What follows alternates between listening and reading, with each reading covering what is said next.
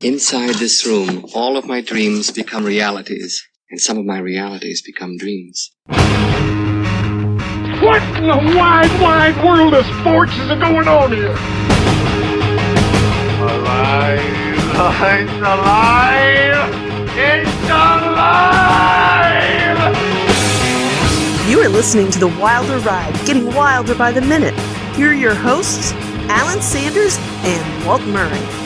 Hey everyone, welcome back to The Wilder Ride, getting wilder by the minute, a podcast that celebrates and enjoys the films of Gene Wilder 1 minute at a time. And we are starting off season 2. This is our 0 episode, and we are going to be looking at the film Blazing Saddles. But we figured we needed a little bit of an intro, including introducing ourselves. I'm Alan Sanders. I'm your host. And I'm Walt Murray, your co-host. And we are back at it in studios again. And though I'm not a superstitious person, you and I have done the exact same thing as when we started off the very first recording session for season 1, Young Frankenstein. That's right. We had the exact same lunch at the exact same restaurant at the exact same table. I think we were sitting in the exact same chairs. Mm-hmm. And we did have a different beer. We did, but that's okay. We had beer. Okay. That's all that matters. We had beer, right. So we're off to a good start. So this is our 0 episode. We'll release this a week before the season officially launches with Monday through Friday. You'll get an episode every day of us breaking down 1 minute at a time the fantastic, funniest film ever made, Western comedy Blazing Saddles. Well, and I know for you, this has been one of your favorites, if not your favorite, for a long, long time of Gene Wilder's movies. And for me, I mean, it is right there with Young Frankenstein. This is my all-time favorite Gene Wilder comedy. It's not my favorite performance. I love his role. This is one of the few roles he never screams or loses his cool through the entire movie. No, you're exactly right. You're exactly right. My favorite character he's ever played is Willy Wonka. Right. Now, that may not stack up to things like Young Frankenstein and Blazing Saddles, but in terms of performance, I still believe to this day he was robbed of an Oscar nomination for Best Actor for his role as Willy Wonka. I would have to agree. It's such an iconic role. Everyone knows it. Not just that, you look at what he was up against that year, and there's nothing that stacked up.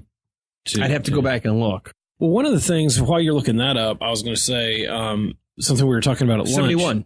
1971. So one of the things we were talking about before we came on in our production meeting while we were eating pizza, this was not written by Gene, which Young Frankenstein was.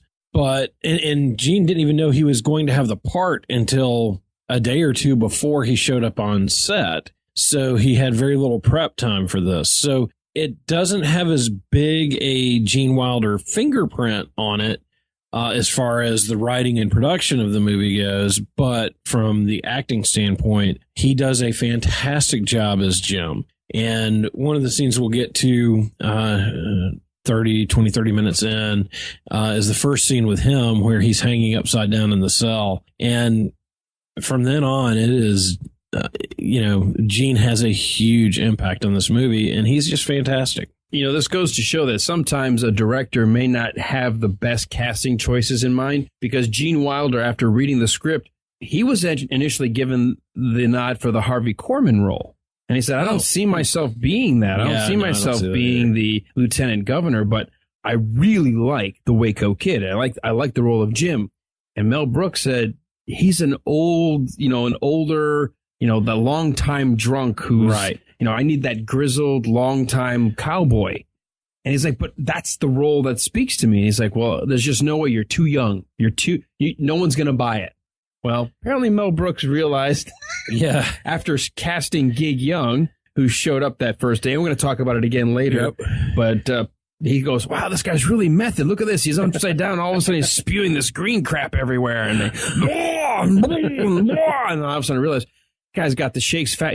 What's the line from Smokey and the Bandit 2? He's got the DT so bad he could thread a sewing machine while it's running. Yeah, that's him. I mean, and he's like, they had to take him to the hospital, and they realized this is day 1 of shooting, and we are already behind because we couldn't shoot the scene in the cell. He got on the phone with Gene Wilder and said, can you get on a plane? And as Providence or the universe would have it, the perfect person for the part. He is a fantastic Waco kid. His sincerity, his depth, his characterization, and yet his comic timing, all of it plays into a perfect role to be that foil to go along with Sheriff Bart, our hero. And the chemistry between the two actors, as we'll see as we go through here, Cleavon Little and Gene Wilder had great chemistry together. They worked very, very well together. And one of the things I'm excited to explore with this film is the characterization, because it is a satire. It is a story set in 1874 that was actually mirroring what was happening culturally in 1974, 100 years apart. So somewhat similar to our last season with Young Frankenstein stepping back 100 years in time, we're doing the same thing kind of again. We stay, for the most part, set in 1874 Old West. We will have a part at the end of the movie, spoiler alert if you've never seen it, that breaks the fourth wall, fifth, sixth, seventh walls, studio walls, and brings us into the present. But it breaks every wall. This is a satire. And so even though we've got great characterizations, we've got great moments of them doing some real good acting, all of it is meant to call to attention what was happening culturally in 1974, which I would argue is even more important today than it's ever been. I was going to say, I think this movie may speak to 2019 and on as much or more so than it did the early 70s. The only thing I would say is a change is the whole purpose, which, by the way, if you've never seen the movie, the whole purpose of this movie was to show how stupid it is to be racist. Right. I mean, that was its point. It was purposely putting forth some of the worst examples of racist behavior to show you how ridiculous it is to judge someone based on skin color or nationality. One of the interviews that I've seen with Gene, and I think you're going to pull a couple of clips from that, he makes the great point that this movie was intended to punch racism in the face. And I think it does that solidly throughout the movie. Now, the one difference I think for today's listening audience is I think we live in a hyper politically correct world, and PC needs to be punched in the face. Yeah. Because the hyper PC crowd is not going to get past the first use of the N-word in this movie. That's right. They're going to immediately hear that and immediately shut down. It's going to be a trigger word. They're going to run to their safe space. They're going to cry snowflake, and they're going to be like crying. That's missing the point of the movie. It is missing the point of the movie. And I think there are a couple things, too, that we need to point out. And I'll start with this. I'm, in many ways, a son of the South. I grew up for the first couple years of my life moving around a little bit, and then spent 9 years in Ohio, and then have been in Georgia since then, Georgia and Mississippi. But my family lineage since the Civil War has been Georgia and Mississippi. So I've grown up in... So you're comfortable with cross burnings and wearing linens on your head? Unfortunately, I have known people who've been there, and I've heard the N-word used a lot. I've got relatives who have lived in that ignorance for a long time.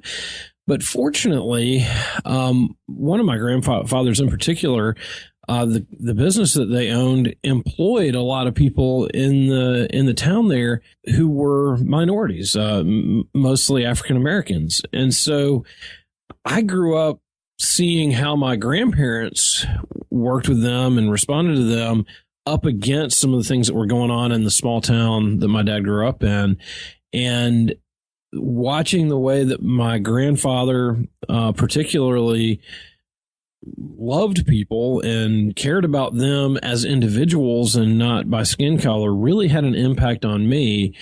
And sometime in the late 70s or early 80s, when I saw this movie, really sat down and watched this movie for the first time, I really got some of the things where they were going. And there was one line in particular that we'll get to where he rips on the Irish and having Irish heritage. I've always thought that was a funny line. Well, I think the actor who delivers it is actually Irish born. I think he is. Yeah, I think he's one of my distant relatives. So it's going to be interesting as we go through. And I think what I want to kind of emphasize up front is that this is a comedy. This is a satire. Excuse me. There's some very difficult language in this. It is language that I have heard over the course of my life. Some of the words, like the N-word, I despise, but they're a part of this movie. And this movie, as we'll see as we go through, is showing how dumb that is. That word was broadly used in the early 70s. I mean, it was in just the cultural vernacular. And I think you even made the point earlier that they would bleep out the cuss words, but they would leave the N-word in the television broadcast. Versions. The very first time I ever saw this was on network television in Detroit. Became an immediate fan of the movie the very first time I ever saw it. Between the theme song, which is such an ear-catchy, just a fantastic Western song that just captures everything about the movie, to the movie itself. I thought it was hysterical when I finally saw the theatrical version, that the big thing that the networks bleeped out were fart noises, right? But they left every N-word reference in there. Yeah, and it shows you the cultural shift that we've had. And I think that the thing that I want to emphasize here is, I know Alan, he and I are good friends. I know many of the guests that we're going to have. Well, hey, I mean, you gave me the Rockford Files complete set for Christmas. I might not have a better friend. So yeah, so I gave that to you just as we start recording, so I'm not going to get any work out of you at all. No, none. I'm sitting here reading the box. No effort. I'll be watching the Rockford Files while you're working on this. You'll be like our friend Jason Haynes on the Rocky Minute. He's out there streaming videos in the middle of a podcast, getting distracted. Yeah, I'll be doing the Rockford Files minute by minute while you're doing Blazing Saddles. But I think what I want to emphasize is both of us, without reservation, can say that we hate racism, we hate the N-word, we hate some of the other language that's used in this. However, our job in this is to break the movie down minute by minute, look at the elements of it, and to kind of preach the fact that this is an anti-racism movie, which I really welcome and I'm excited about. And it's going to be interesting to hear how our guests kind of deal with some of that too. But I will tell you up front that I savor the opportunity of discussing some of the things in here, but I savor even more being able to go through and break down some of the comedy and some of the elements of this movie, because it is a fascinating social commentary, but it is a great comedy. And let me add to that as well, because we don't want to have to put a disclaimer at the beginning of every freaking episode, because you know what? You guys are all adults. You're out there listening. We're going to keep this a safe podcast. The words that are, I'm never going to edit. I'm never going to censor a guest and say you can't say words that pop in your head or whatever. But we're going to still make sure that we do the creative production work on the backside before releasing it. So that way, if your kids are in the car or you want to listen to it at work, whatever, there's not going to be anything bad. But I do want to dovetail on what you said. This is an anti-racist movie. This movie is designed to help show how stupid it is to judge people on anything other than the content of their character. Absolutely. Let their actions decide. And what I love about it is even Bart, who would have every reason in the world to get on his high horse and give some kind of a woe is me speech and, the hashtag movement, come up with his own hashtag black people are people too, or whatever, doesn't do that. He doesn't have to. You know what he does? He continues to be the good guy. He's the sheriff. He wants to protect the town. He wants to protect the people. He wants to do his job. And that's what wins people over. And I hope more than anything, by the time we get to the end of this, whether you're, triggered easily by these words or you've grown up with this movie and you don't understand why people don't get it, wherever you fall along that spectrum, I hope by the end of this, not only will you learn a little bit more about the movie, some of the behind the scenes, you'll definitely learn a little bit more about us, but you'll at least maybe be a little bit more open to this idea that satire doesn't work if you censor everything that you're putting into the movie. That's right. You can't paint a bad guy as bad if they don't do the bad things. That's exactly right. That is exactly right. And there are a couple of scenes, one in particular that I'm thinking of, where Bart does kind of wrestle with this because one of the townspeople kind of gives him a very harsh welcome when he's just trying to be a nice guy. And the interaction between he and Jim at that point is really, really interesting because it humanizes him in so many ways. But it also shows with Jim not every white person was a racist either. That's right.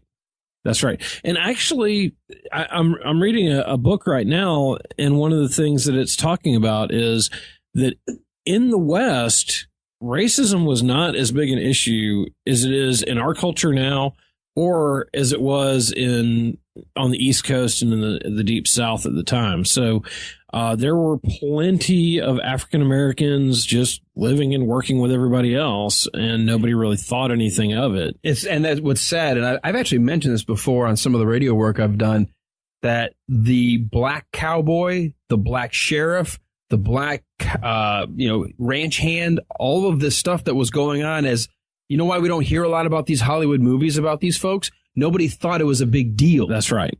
And I wish we'd go back and rediscover and help maybe educate this new generation that, you know what? The Old West had its problems like every other place, but they probably had the least issue with racism. It was much more on the East Coast, the civilized, well-to-do, look how educated and industrialized we are. That's right. It was a lot more. And by the way, you folks who think it's a Southern thing, I grew up in Detroit.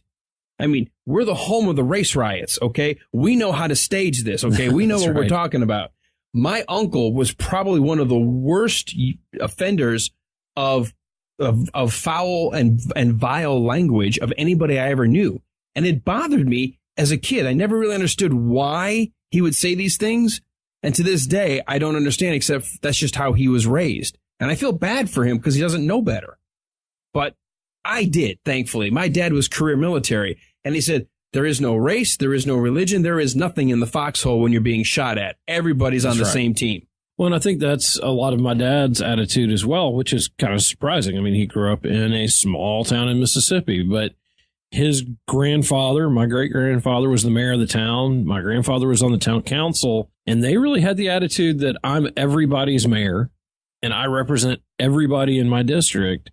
And then, of course, I think when you work with people, you get to know them and you have that interaction. Now, one of the things that is kind of interesting is there may have been more racism in the West directed towards the Chinese than towards anybody else. The Irish, of which I am of Irish heritage predominantly, they were discriminated against because so many of them had come over and taken people's jobs and things like that.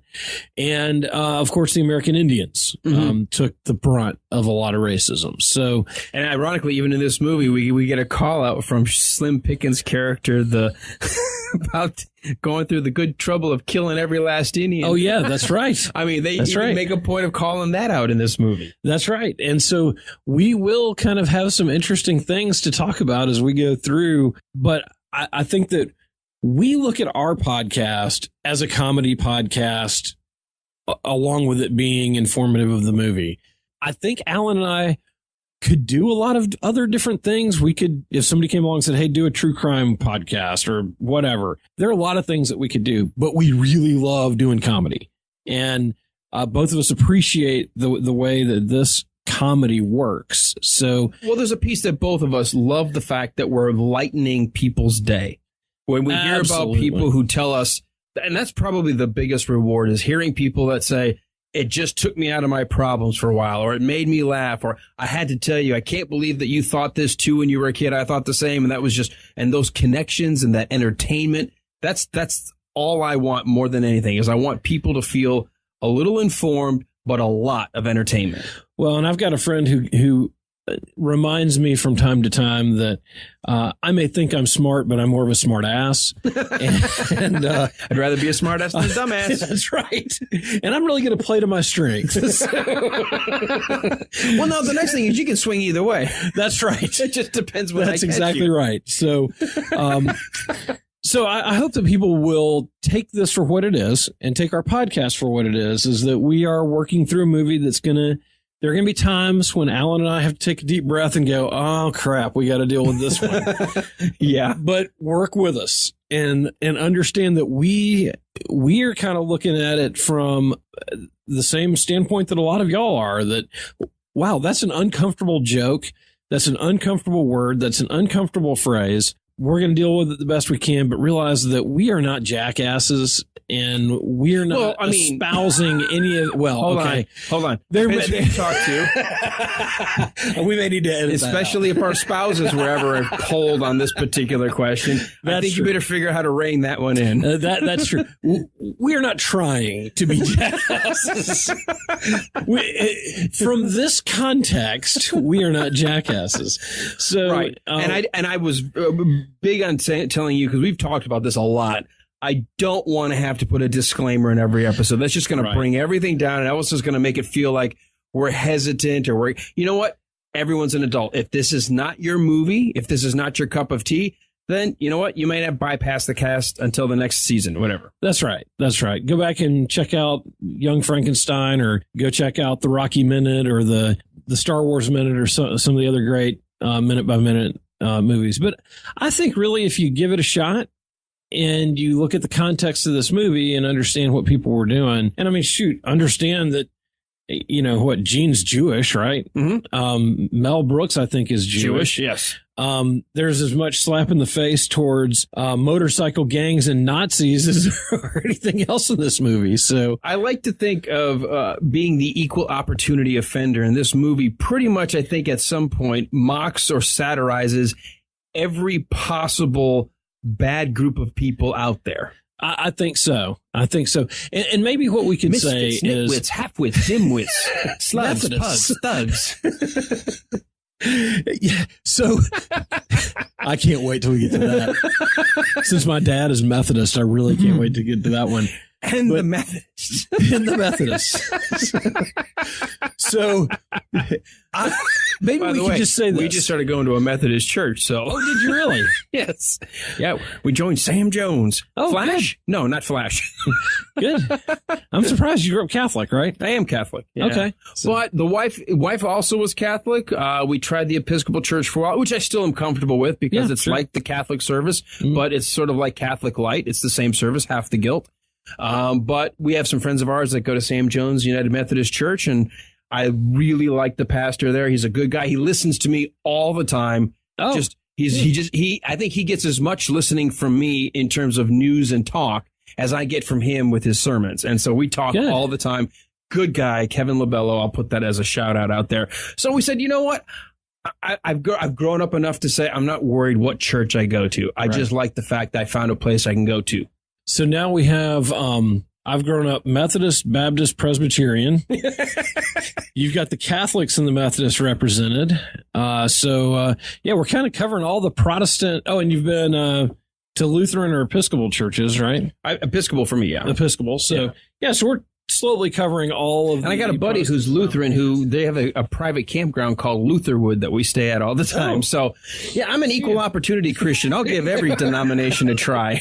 Yeah. So look, if it's got an opportunity for me to gain something out of it, I'm willing to take advantage. There you go. And one of my relatives did a one of those 23andMe or whatever, one of those DNA tests, and we have some Jewish in our background. So, I mean, I think that we're basically American, that we have a mix of a lot of different things. And, so, and this also covers something else that I love, and that's history. And I'm a big, history buff. So we're going to have a lot of fun with this movie, but please, we're not going to belabor the point anymore, but, unless you want to. No, but, understand that we're not espousing any of the racist. If you come at this listening to just the surface level and you're not able to dive into the context and meaning and why this is being put forward, then this probably isn't the movie for you, and definitely won't be the podcast for you. No, it definitely at least not this season. And I think we are where Mel Brooks is, and where Gene is, and where the other folks involved in this movie are. I think that's why I loved it so much, because it pointed out how stupid it is. Absolutely. And it did it in a way that you just laughed the whole time. That's right. And then you rooted for the good guys, and the good guys happen to be an alky recovering gunfighter and a black sheriff in the West. That's right. And it's funny because if you study communication and you study psychology, one of the easiest ways to get people to drop their prejudices and their their walls in order to be able to communicate with them is through humor. So these guys who are such gifted comedians, Cleavon Little obviously is, Gene is, Mel Brooks is, the other writers obviously are. They used that gift that they had to really be able to make some social commentary in a way that, 30, 40 years later, we're still laughing at the jokes and doing 96 minutes on it. Yeah, this movie is officially 45 years old this year. That's crazy. In fact, we're coming up on the 45-year anniversary because it was a January movie. That's right. At least at the time of recording this. This will be coming out in February, but... Yeah, but we're right on top of it. So yeah, it's perfect. 45 years. Yeah, the one thing I will add, just to make sure if there's any doubt in your mind where we come from and the language in this movie, Richard Pryor, who was initially... Mel Brooks almost quit the movie because he was that adamant that Richard Pryor needed to play Sheriff Bart. Richard Pryor was brought in as a writer. He invariably was asked every single time, is it okay? Should we put an N-word here or not? And he said, absolutely, that's a perfect place for it. So you had a black comedian who was a gifted, he had his own problems. That's a whole different podcast for another day. But he was brought in to help beef up the story because 1974 Harlem, 1974 black culture, 1974, everything about 1974. In fact, Andrew Bergman, who came up with the initial story, said, I wanted to get the rise of the Black Power movement, the Harlem movement. I wanted to give it a voice, but in a way that was sort of offsetting. So that way it wasn't just a blaxploitation movie or a black movie. He said, so why not go back 100 years and make a black sheriff be in charge of a white town in Rockridge in the Old West? And I'll just set it in 1874. Perfect. And it's perfect. And if you can't even get your mind around that, again, there's nothing I can do to talk you out of who we are and what we are. You either know who we are or you don't. I think you're going to be in for a lot of fun. We have a lot of laughter, and who knows what else you're going to learn about us along the way, because we're going to give you a bunch about the movie. But there's a lot. Just stories and memories and things, and we're going to be interviewing some folks and guests. We've got some surprise interviews as well coming up. All this is going to be in this upcoming season 2 of The Wilder Ride. Okay, so before we get started, I want to ask you a question, and then I want to come back to it in our final episode of this season. Okay. So with Young Frankenstein, it was a comedy, but it was also a monster movie, right? Correct. So from all the times you've watched this, everything you know about this movie, is this more a comedy or a cowboy movie to you? This is, it's the all-time best comedy ever. So it's a comedy movie, but it's the satire comedy. So it's a Western, but the Western is the device to help us understand the message of the movie. That's right. Which is what satire is all about. It tells us one story over here, so that way it lets our guard down, like you said, to understand the hidden message over here. Yes, I agree. And I think the visuals on this are different than Young Frankenstein because we mentioned several times that you could just mute Young Frankenstein. Yeah, but I think you could mute this and you'd see a Western. For the most part. Yeah. The very last couple of minutes might be difficult. Well, the last couple of minutes, this is just totally off the rails. When you've got a bunch of guys in tuxedo and fountains, you're like, wait, where are we? Yeah, right. And they're fighting, and Hitler's there. Well, they made a French mistake, and we'll tell you what that's all about later. But yeah, I'd say through most of the movie, you have the feel of a Western. In fact, they filmed it in Panavision. Yeah, that's right. And they captured the old, that's the style of a lot of the spaghetti Westerns. When that came big, to see those big vistas, that big blue sky, try to capture the West. Yep. They did a great job with that. There's some amazing photography. The camera work is brilliant. The music, the score, Morris. Yeah, John Morris's score, out of this world. He and Mel Brooks get an Academy Award nomination for Best Song for the title song. Mm-hmm. And then we get another song where we see Madeline Kahn having to struggle to sing badly. That's right. Which we've talked about before is a struggle for her. So, so I'm looking forward to diving in. All right. So that's my long answer. That's us. Apparently you ask a simple question and I take us on a 14-minute trail. But yes, this is definitely a 100% comedy, but it's a satire of the West. So it's a great Western satire that's meant to illustrate a message that applies anywhere. It doesn't have to be just a Western. It applies to us as human beings. Right. And I think that's really what they hit so well is that they capture the humanity of people, and they do it in a way that is so great, because I'm a fan of Westerns. One of my favorite movies of all time is Tombstone, and there are worse movies to have as your favorite Western. There definitely are. And having it's hard for me because between Unforgiven and Tombstone, those are my two back to back. Both of them are awesome. Yeah. Well, and I have YouTube TV now, and there's a channel on there that shows Westerns all the time. So I've been watching all these John Wayne movies and all these others, and it's great preparation for this. But this movie, more and more, even as I watch those old Westerns, it has that feel of those great old Westerns along with all the other stuff. So this is really going to be fun. I'm looking forward to it. All right. Well, this is our pilot. This is our 0 episode. We actually start diving into minute 1 starting a week from today. Walt, do you have anything else you want to add as far as prepping the audience, getting them ready? Anything that you want to tell them or tease them about coming up this season? The only thing I would like to encourage everybody to do is to go on our Facebook page on the listeners group and take a minute, and we'll start a thread when this episode drops. And I would just kind of like for other people to comment on what their initial thoughts are about this movie before we dive in. And if they have any thoughts or concerns about the movie, and then see if we address those as we go through. That's really good. And don't forget, we do have that Facebook listeners group if you're not a member already. We love the ongoing discussion as episodes drop. If you thought we missed something, please feel free to add. If you thought we had a different interpretation or our interpretation was wrong, we love the conversation.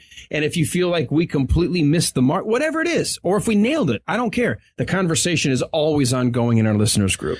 Yes. And I really love the listeners group. I love the discussion there. So I'm really looking forward to that. Well, it's very easy to remember where to find us. I'm not going to belabor you with the whole laundry list. We're on every podcatcher out there under The Wilder Ride, and we're just about every social media under The Wilder Ride. So just look for that, search for that. Even our website's thewilderride.com. Can't miss it. Can't miss us. All right. Well, happy trails. Happy trails. Ready to dive in and get rolling. I can only tell you the sheriff is near. Oh, boy, this is going to be fun. He said the sheriff is near. No, dang dang it. We'll take everybody. I said the Irish. sheriff is a... I can't wait. It's twoo. It's twoo. It's twoo. It's twoo. Here's a deleted line. Lady, you're sucking on my arm. Man, we have so much to talk about. All right. Till Monday. Till Monday. Where are you headed, cowboy? Nowhere special. Nowhere special. I always wanted to go there. Come on.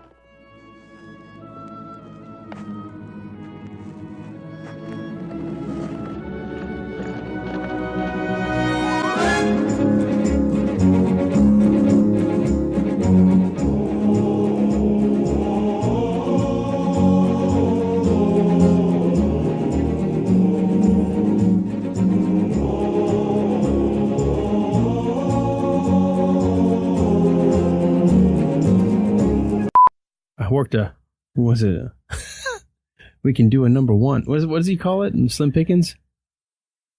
I'm not familiar with that one. What does he call the number?